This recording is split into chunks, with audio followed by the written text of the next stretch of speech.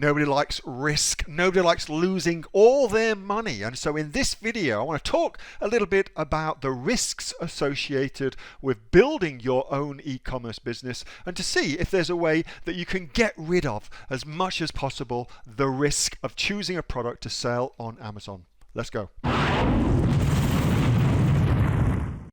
And what somebody is trying to do is they're trying to reduce their risk.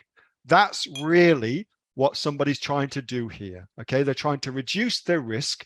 They're trying to improve their chances of the product being a success. And I completely get that.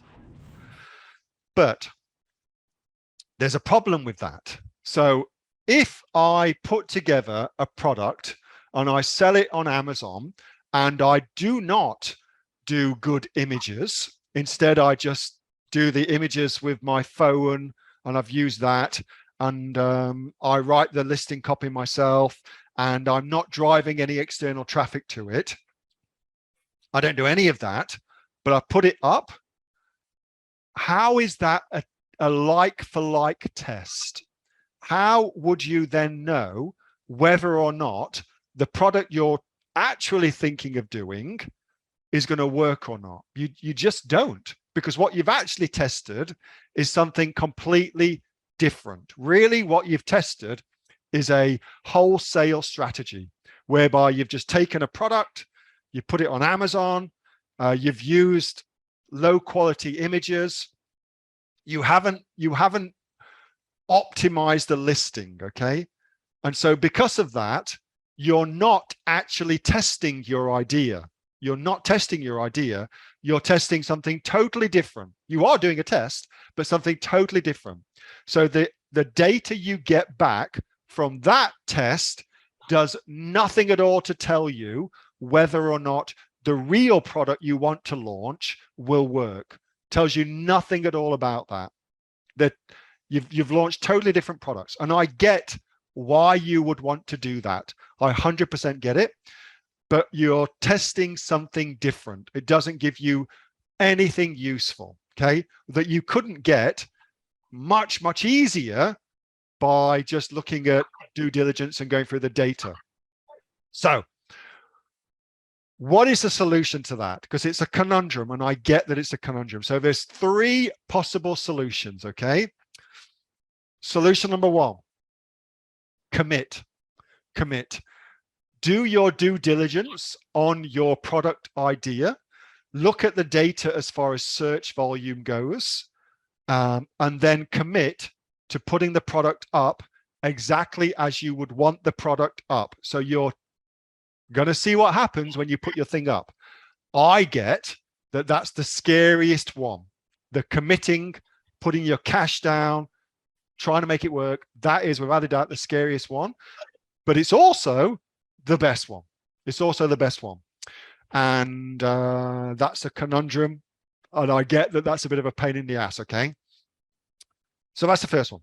Second way you can approach this is to build an audience. So before you put your product up, build an audience on a Facebook group or by going into Reddit forums and things like that, and building friendships within those forums, and ask people what they want and work collaboratively with those people to bring the product to market. That still has risk, but it's, I think, less risk because you're talking to people and they're interacting with your product.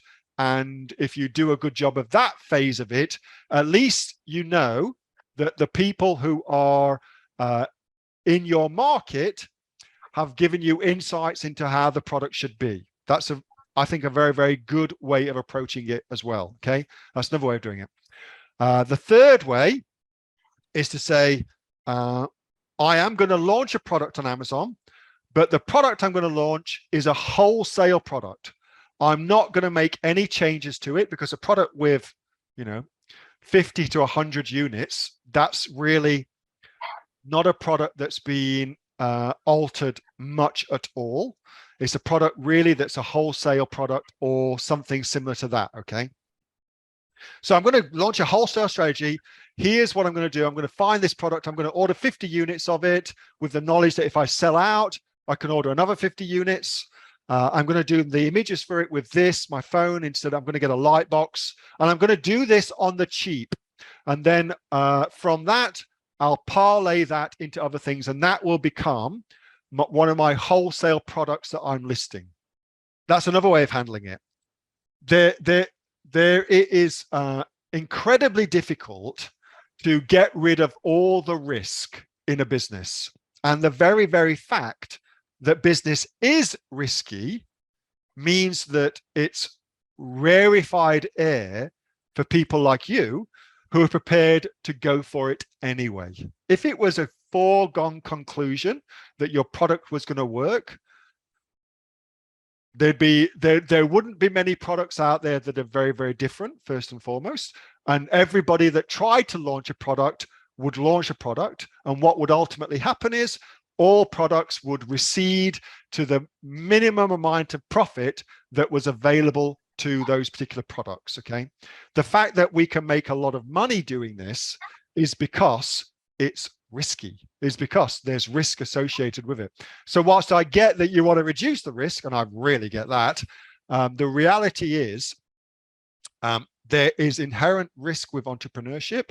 And it's because of that there's not many entrepreneurs, and those that stay in the game can make a lot of money. That was a video from my regular Monday night Q&A session with the members of the Aussie Online Entrepreneurs. We are a community of over 2,500 professional e-commerce sellers from right around the world, selling on everything from Amazon to Shopify, eBay to Etsy, and much, much more. If you'd like to find out what we're doing and how we go about helping you make your business successful, get yourself off to www.aussieonlineentrepreneurs.com.au.